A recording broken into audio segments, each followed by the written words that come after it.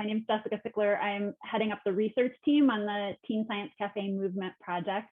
And I am based in Pittsburgh, Pennsylvania. So I don't know if we have any Pennsylvanians, but here I am. And I'll let Michelle introduce herself. Yeah, I'm Michelle Lentzner. I work with Jessica, one of her associates, and I'm located in Milwaukee, Wisconsin. Awesome. And so we are here to share with you today a little bit about the annual report, and then we really want to hear from you guys about what's up with your programs and what's going on.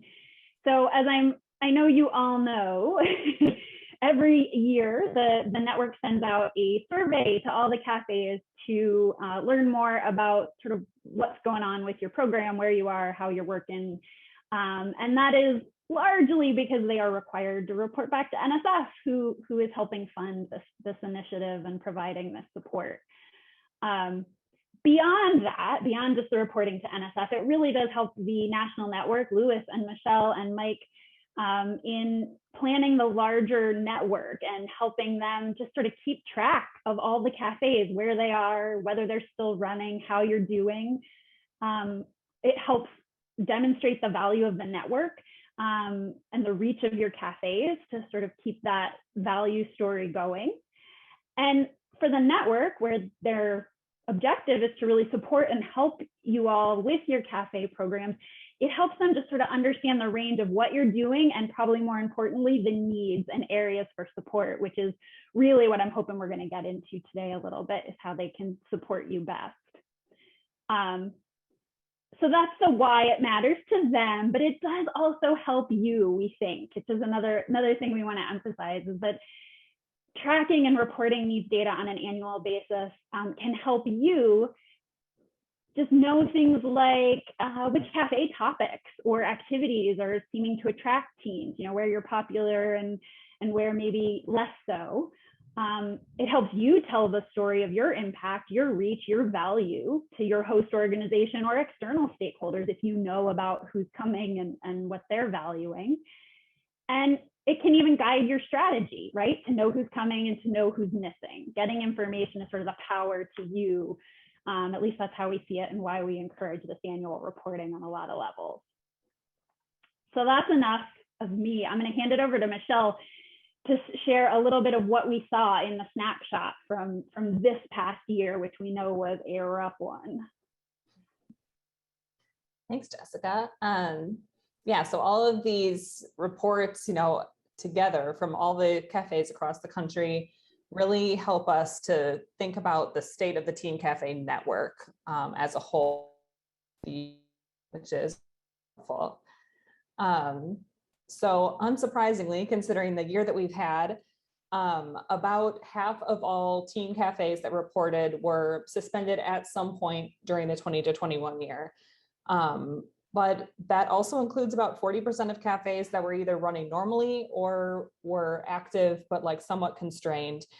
And by constrained, we mean maybe they're doing fewer programs, maybe they're working with smaller audiences.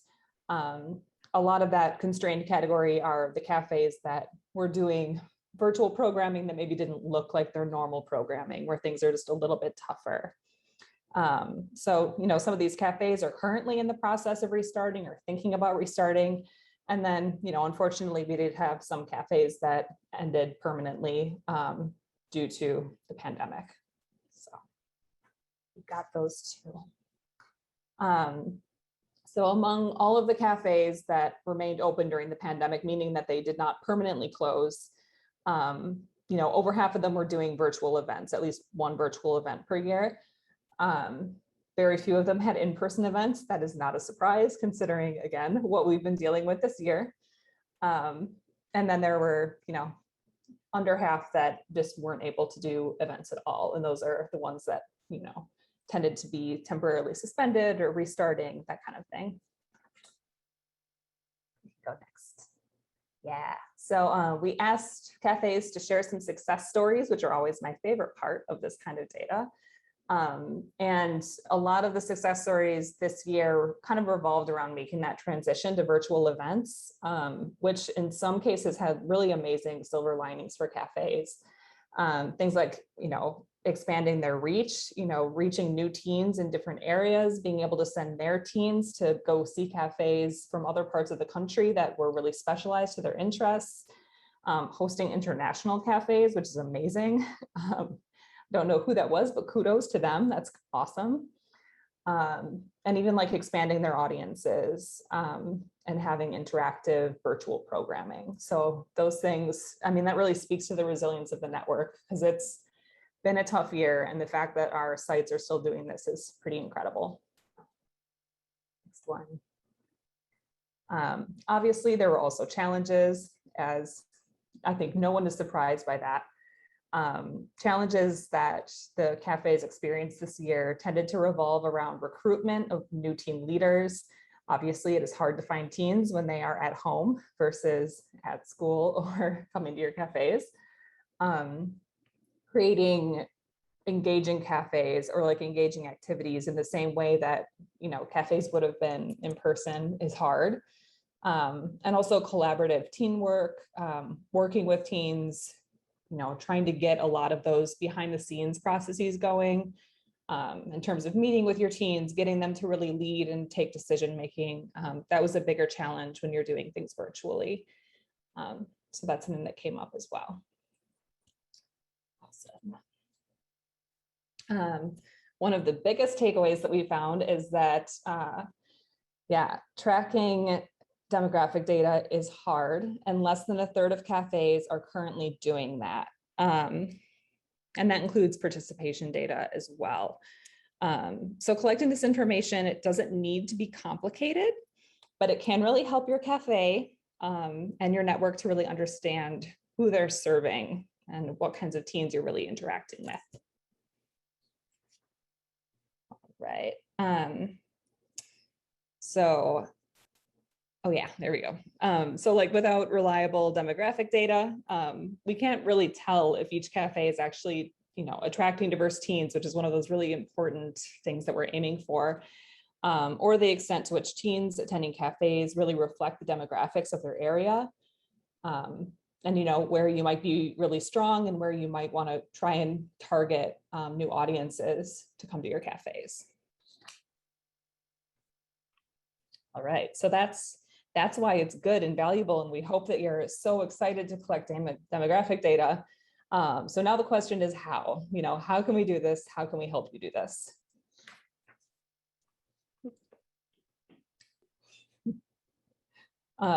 So we did reach out to cafes that are currently collecting demographic data, and we asked them, what are you doing? What's working? What's challenging? And we found that cafes are currently collecting data in one of two main ways. So the first one is during event registration, before the event has started, you easily capture everyone who is going to come to your event, they're registering. It's pretty simple. Some of the drawbacks might be that, a lot of people are like, yay, I'm gonna register, I'll be there. And then they don't show up. Something came up, you might have different numbers compared to actual attendance. You're also not able to collect any data about the cafe itself, like if they were satisfied, if it was interesting, if they have feedback about that event. But generally Zoom is pretty good in terms of, asking those couple key questions that can be either short, closed-ended or open-ended answers, and you can get demographics that way. Next.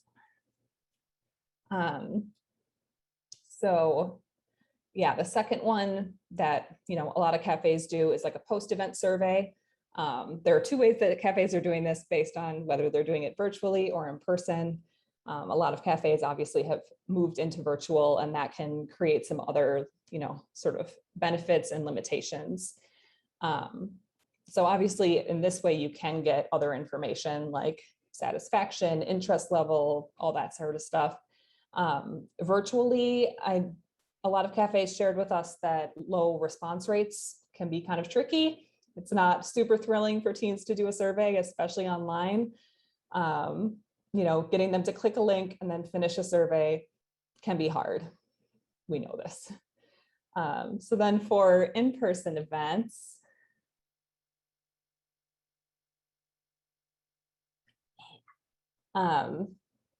So this tended to be a little bit, at least based on what we heard from cafes, this tended to be a little bit more successful. As long as you kept it really short, you can ask those few key questions that you really want to know from your attendees, and do it in like a quarter sheet or a half sheet, something small, and then give them a reward at the end. If they give it to you, give them, a sucker, a pencil, something like that. If you're asking for a longer survey, this can get, again, trickier. The more questions, the more open-ended answers, the less likely your teens are going to be super thrilled about doing a survey for you at the end of your Teen Science Cafe. But it is really valuable information. So we have some other ideas of fun ways that we can collect feedback and information from teens during in-person events. These are obviously not appropriate for things like demographics and gender, because those are more sensitive questions. But if you're interested in stuff like, what was your favorite part of the event today, or what future topics might you be interested in? You can do things like, we have the image on the left is pom-pom voting. So, for Teen Science Cafes, these are obviously both from art museums.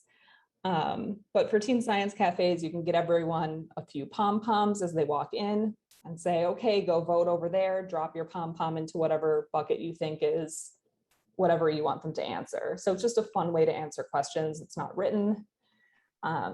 Same with the stickers to the right. And this one is actually really kind of brilliant because it gives different colored stickers to new attendees versus returning attendees. So you can see, who's answering what. But if you wanted to say something like, what was your favorite part of today? Put it on a board, have people put stickers there. You'll get some really great information. And again, it does not feel like a long survey.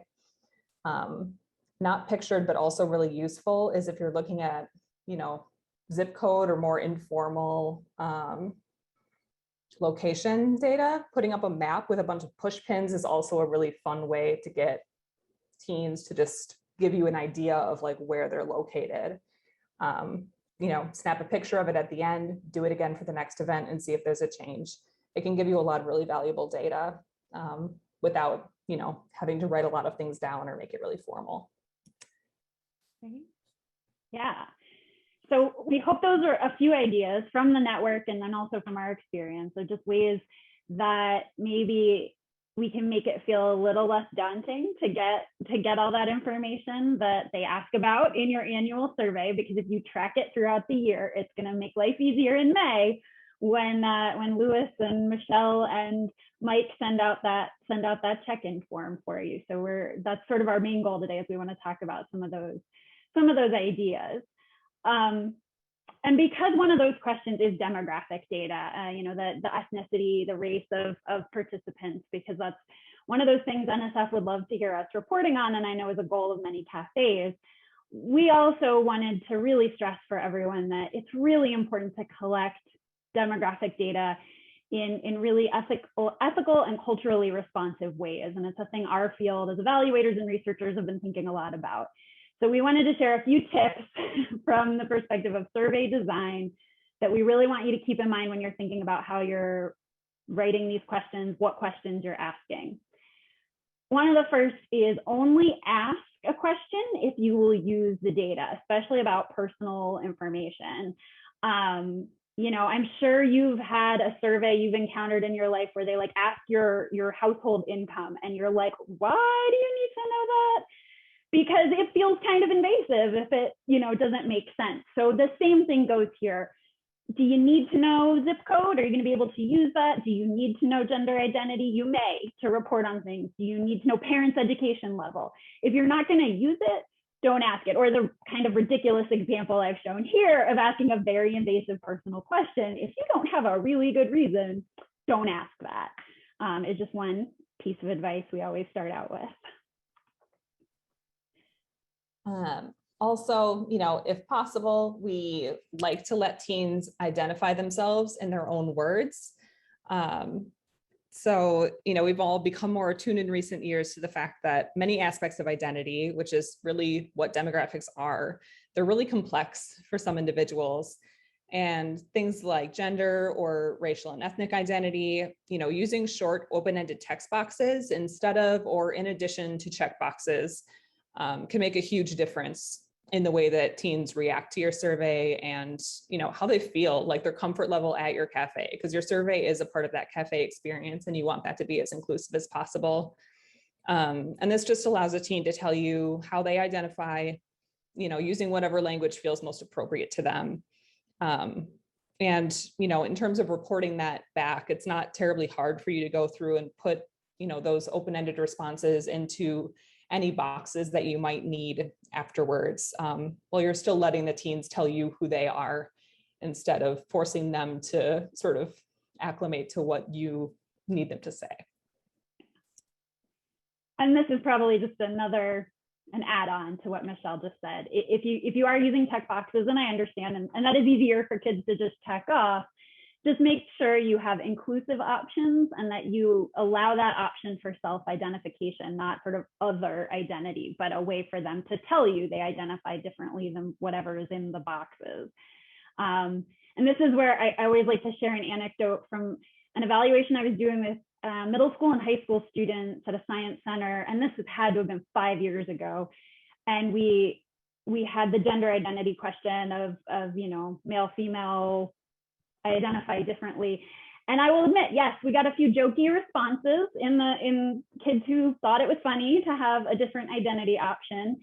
But we also got kids who wrote in the margins a thank you to us for having an inclusively worded question, even if they identified with one of the binary options. Like, they recognized that, as Michelle said, this was a signal that, we are inclusive just in the way we word our questions. So that really struck home for me why this was so important in just how I chose to word a survey question. Similarly, allowing an option to opt out, there should always be I prefer not to say, or making this, if you are doing it, online, don't make that question required. Just allowing them to not be comfortable answering that is really, really important. And when in doubt, use your teen leaders as reviewers, let them read your survey, or whatever you're planning to do to try and collect this information and see how it feels to them. Is something hard to answer? Is something too long? Does it not quite feel right? Because they're also a part of your audience and they will absolutely be able to help you and guide you in that. Okay, so we also have some tips for creating surveys for teens that will make them dislike it less, we hope. The first one, and I think these are all pretty simple, but it's funny how things get in the way of them a lot of times. But the first one is absolutely keep it short. Keep it as short as possible. Only ask what is essential to know, what you will actually use and act on. If you are doing a survey online, a lot of times being able to tell the teens ahead of time, it's only 5 questions, it's only going to take you 2 minutes. Being able to honestly say that to them makes a huge difference. Keeping it simple, using open-ended questions sparingly. It's so much easier to just, and I know we just said open-ended, for demographics, you want that option to be there. But if you're asking about something like satisfaction, or what was your favorite part? Giving them closed-ended answers versus making them write you a book is going to be much, much more helpful for them, and frankly, easier for you on the other end of figuring out how to use that data. And if you are in person, or if you have amazing ideas on how to do this virtually, we want to hear them. But if you can incentivize or reward teens in some way, do it. It's amazing what people will do for a piece of candy or a pencil or a sticker. They will do amazing things for you. So even just having a very low cost perk, especially something that's visible that everyone else has. If everyone has a sucker and they don't, they want to fill out that survey for you. So use that magic, use that herd mentality to your benefit, especially in in-person events. Totally. All right, so those are some of our hot tips, and honestly what we've heard from others in the network that they've been able to do and implement successfully, which were just awesome success stories. And we want to encourage more of you to take whatever that next step is in getting a little more or a little better or a little more usable data or being able to manage it better. So we wanted to have time for some discussion, and these were our thoughts on topics that we could discuss as a group. And I'm going to let Louis help us moderate and facilitate how this works best in a webinar format. But we're curious, any of you who are out there, how you are collecting demographics or tracking your teens or tracking repeat participation. Anything you're doing is great to share because we'd love to hear it. And then even more, we're curious about what are your biggest barriers? What feels challenging about this question of tracking participation, tracking who teens are, getting that demographic information?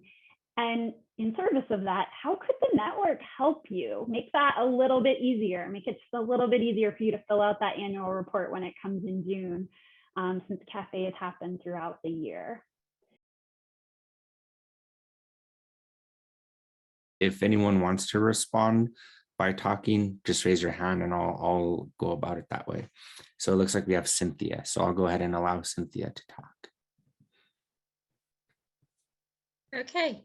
I just wanted to say great job presenting the demographic part. I think that's been something that's really helped us over the years since I've done the cafe, and I have only been doing it since 2017. But to learn your demographics is really important because then we've been able to target different high schools in our area and different guidance counselors at the high schools and different science teachers to try and get the word out. So I think that's been very helpful. The only other thing I'd say is we incentivize ours by doing a drawing at the end of the cafe, and we get our gift cards from Chick-fil-A. They've been very supportive. And so they give us a $10 gift card. We have a drawing that is based on the registration and then who shows up and attends the cafe. So we have someone monitoring that during the cafe. So by the end, we know who's attending and who's filled out that registration. And that's how we kind of incentivize them to register before they show up, whether in person or on the virtual. That's awesome. That's a great example of, and it looks like Jen Parsons mentioned in the chat that they're using gift card incentives, like a random drawing for that. And of something small and from a local vendor, you know how like every time you run the community 5K and it's got 1,000 logos on the back, right? But this is a pretty easy way for a business to market itself to teens. That's pretty cool. Yeah, and that registration you mentioned, we definitely heard that from other cafe sites, that it's sort of an upside of the Zoom world, so long as we're stuck in it, is that you can require, you know, to prevent Zoom bombing, you require those registrations, and it's a place to get data. I don't know if I'm still unmuted, but real quick, one other thing we did in person when they were coming in person was we had a teen advisor leader set up front with a little laptop. Could be an iPad or a laptop. We had the names from the last cafe that had registered on there, just the first name and the school. They would come in, identify themselves, and we could check off those boxes as they came through into the main meeting area. So it was like a little check-in, and that way we knew we had emergency contact for the person. We knew how many people were in the building, and it was something our team leaders set up and did. So it was a way, and then we could communicate with people again through their email if they wanted to give us their email so that they were reminded of the next cafe topic. That's awesome. So smart. I love that. Allison posed a great question in the chat. I don't know if anyone has an answer either in the chat or if you're brave enough to come up on mic about, so has anyone found whether asking the teens to pre-register has been a barrier to participation? Or those sort of trade-offs that you're finding?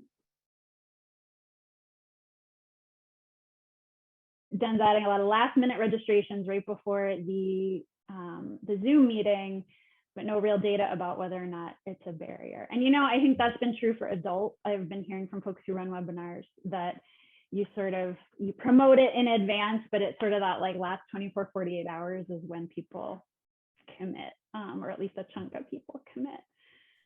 Oh, and we got some hands up. Okay. We'll start off with India, then Michelle and Cynthia. Thank you for unmuting me, and thank you for a great presentation. This has been really informative for a beginner adult leader of a Teen Science Cafe chapter. I just have a question for the group, which is, how are you linking participants or people who are interested in participating in a cafe? How are you actually literally linking them to the registration webpage? Are you, when I was working with my teens, they were talking about QR codes that could be printed on a flyer so kids could scan them with their phone. We also thought about, you know, doing a virtual flyer with a hyperlink. This might seem like a small detail, but now that I think of it, maybe it's not, because kids, you know, teens are on their phones all the time. Have you found mobile friendly ways or mobile phone friendly ways to distribute registration links? Maybe that could prevent certain barriers. I don't know. I have a quick response to that. Thank you for asking that question, India. You're really on target with the QR codes and the hyperlinks that can be shared within the flyers. Those are things that I know I've seen over time and that I've deployed a few times in my cafe pre-pandemic. You may want to consider the Remind app as well, and Slack. A lot of times, like if students are using some type of back channel communication, their school might even have some type of back channel communication that they use to post announcements and share information. So all of that, like embedding and cross-linking, is really helpful, because then it'll allow the teens to find that registration page in addition to like the use of social media. So there's a lot of different ways to cross-channel and cross share that information. Nice, thank you, Louis. Absolutely.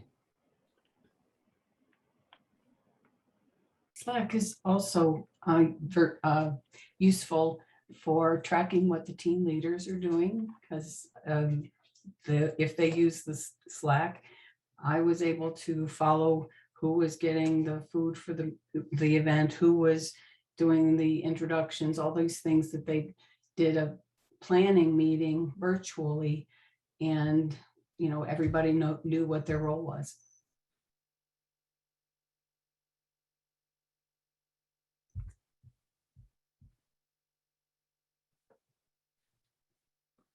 Thank you, Michelle. And it looks like in the chat we do have some really good commentary.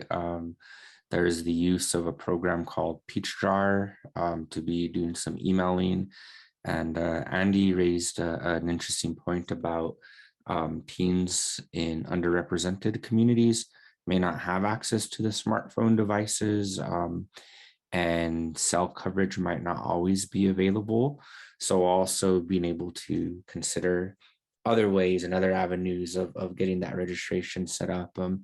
I think from a practitioner standpoint, it very much is like, how can you work with your teams to maybe do some of that paper registration and do some of that tracking and some data entry into Excel spreadsheets or Google Sheets down the road or some other tracking system. So it really is working with your teams and really understanding your community in what works best. So these are definitely some really good ideas that are being shared. There's a lot of activity going on in the chat box. Alex, thanks for joining in, neighbor to the north in Colorado, and being able to look at some of those chat resources. Since we're recording this will be really helpful to go back and see what people have shared. So yeah, we can go ahead and compile that and what would I say, maybe put this in a blog post of how to communicate with your teams. That might be something that we can do. Yeah, and I think another thing, I'm gonna spoiler alert this, that I know Mike Mayhew and Michelle and Louis have been working on and hope to send out very soon, is just some more tips and guidance for you on this sort of ongoing tracking of teams things. So there's both the promoting side, which we know is super important, but then the tracking side. And I know Mike's been thinking real hard about how to support you all in doing this work. So you should expect a lot of resources and all of these links. Absolutely. I'm like, what's PeachJar? I need to find this out. You guys have so many ideas. Mm-hmm.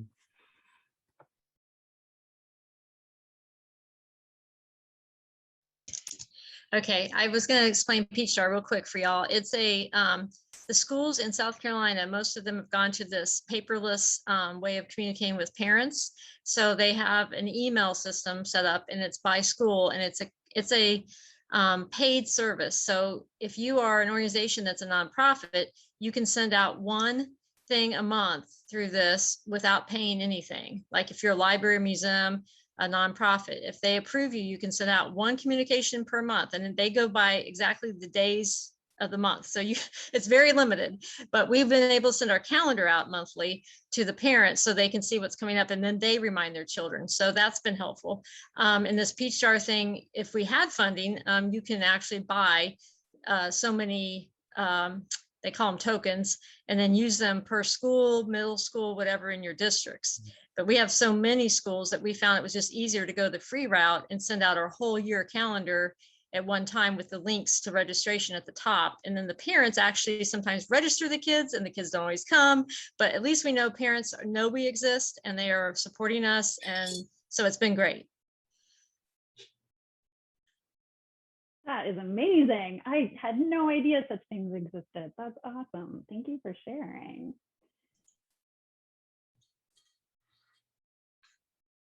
Are there any other like big challenges that y'all are wrestling with when it comes to just keeping track of this data, or recording it, or filling out that annual report when it comes in May and June?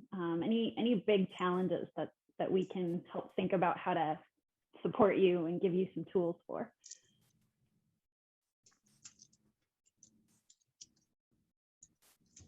Paul has posed an interesting question, and I'll go ahead and read this out to the group. How long will virtual programs be the main way to implement cafes? When do leaders feel that in-person events will start up? Would participants be required to wear masks?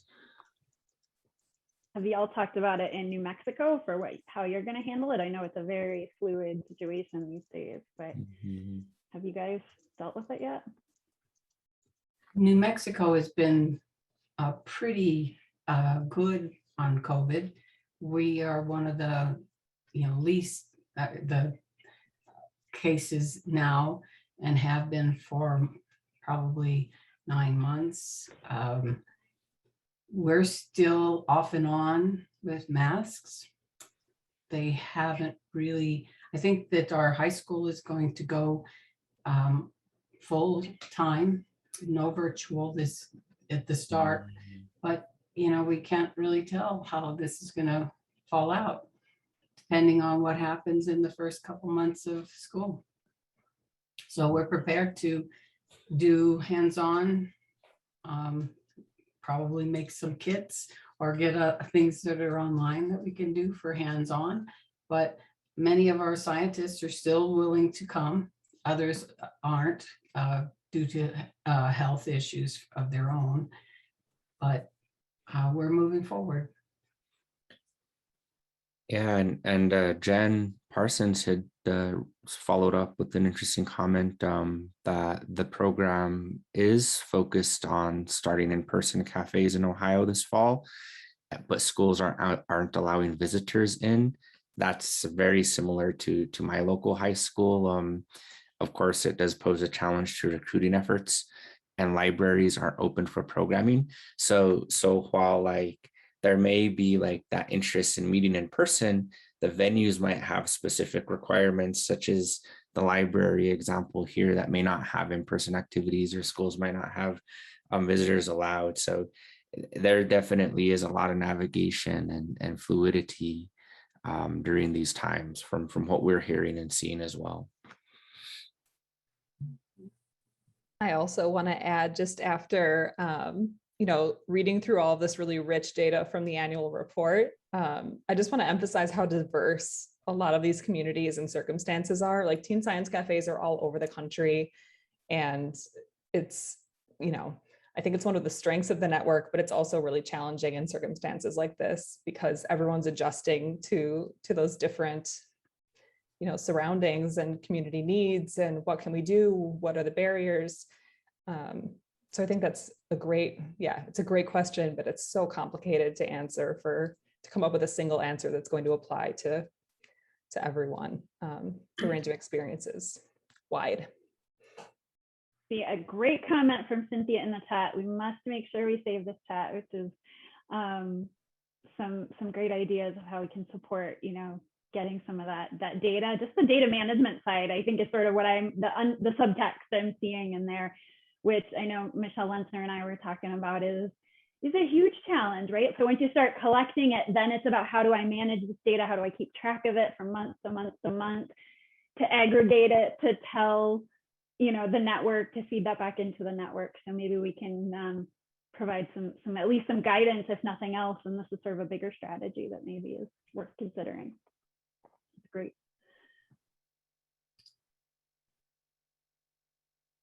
Yeah, and it does sound like a lot of folks, you're probably in this sort of weird as standby, as Alex called it. I think that was well said, of sort of figuring things out and seeing where things go, that we're back in this weird state of flux of not being quite sure where we're going to land in the next few weeks or months or anything. So encourage everyone to get vaccinated. I will just say that. But yeah. Well, if we have a few minutes here at the end, I was hoping to reserve a little bit of time for the bonus feature of this webinar. Hope it's a bonus feature, which is we also wanted to give you a little bit of update on the actual research side of the Teen Science Café Movement grant that we're doing with NSF, because the sort of checking in is sort of a routine part of the process, but we are also sort of engaging in some deeper research questions where we're trying to figure out how things are working within the cafes, and as we strive towards this goal of creating a movement. So I am going to screen share one more time and just give you a snapshot of where we are in the research. And if you have any questions, we're happy to answer them. And there may be some opportunities for you to get involved in ways that I think are more fun than just taking a survey. Although certainly we have those as well. All right, again, this is like the test of my tech skills. And now that is in the way. Okay. So here's where we are with the research phase. So where we started, we did a baseline survey sort of at the beginning, and you did help us by completing that survey of each individual adult leader and staff who's involved in these cafes. And we found out what the network is best at from our starting point, our real assets we're building on, which is sort of giving that basic support and helping people get better and see where they're going. We also found out where the network has room to grow and room to improve, which were really a lot of the things that we were prioritizing to build in the current grant. So we want to build a better sense of connection amongst the network members, to give you more ownership in the network, and sort of creating these bonds and relationships so that, again, you can really be this professional community helping each other grow. So this is sort of our baseline and where we're hoping to grow and do better by serving you, by serving all of you, the members. And from some of that data, as I'm sure you've noticed, Louis and Michelle and Mike at the national office have been really focusing their PD on topics that you told us you really wanted to hear more about, right? Restarting TSV's post-pandemic. We hoped we would be post-pandemic. Now it's sort of like mid-post-pandemic. Keeping teen leaders engaged while working virtually. I know you guys did an awesome webinar series on that topic, and just keeping these ideas going. So this has been guiding the PD strategies that have been happening. We've also been working on using the data to help the PD folks think about matches between where this side is where members told us they had a lot of expertise, and then the right side is where we were seeing folks saying, I'd really like to improve in this area. And so on some of those, there are areas where we can sort of transfer expertise between members. And so the Louis and company have been thinking a lot about that and how they can help you there. What's coming next? And this is where I hope some of you will be quite intrigued and interested in helping out is, we, the research team, want to create a tool that will help cafe leaders really self-assess their strengths and their areas for growth along the 6 guiding principles of Teen Science Cafes, which I'm sure look very familiar to you. And we started out by doing some interviews with some of y'all in the audience who've been doing this for a long time to talk about what it really looks like to implement these different principles. And one thing we noticed is that it's not a linear list like we often share it, but there's a lot of interrelationships between those different principles, which is sort of what this is showing here. And as we really talked to experienced teen adult leaders, we heard that the principle of creating an engaging cafe program is often at the top of the list. And it's often what folks focus on when they think, what is a cafe? They think of the event. But a really experienced adult leaders told us over and over again that it's not really a Teen Science Cafe with the other principles. It's just a program, right? You can put on a program.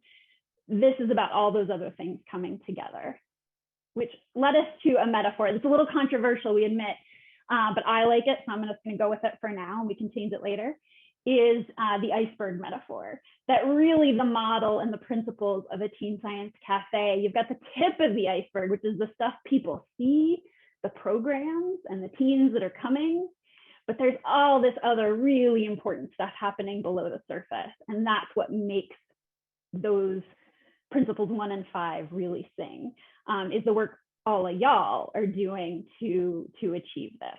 And so that was really a good starting point for us in thinking about, okay, how do we help you assess your strengths and your challenges as you're moving forward? And so that's where we are now. We've sort of fleshed out some of what we were hearing about these principles and how you're enacting them. And our next steps are this fall, probably in September. We're going to try and convene sort of a focus group style, a discussion with a few adult leaders to really refine where we are with this, to take a look at what we heard about what makes you really successful, like when you nailed it in one of these principles, and what it looks like when you're sort of getting there, you're pretty solid, you're making progress, and what it looks like when you're still figuring out one of those 6 guiding principles in that iceberg diagram. Because we know you are the experts on what it really looks like in the ground in this diverse sea of Teen Science Cafes, as Michelle Lentzner said so well a little bit ago. So if any of this is really appealing to you and you're like me and you've got a lot of opinions about things, then I want you to email me and say, hey, I would totally love to sit and talk with you about what it looks like to be successful or to be struggling with the principles of an awesome Teen Science Cafe.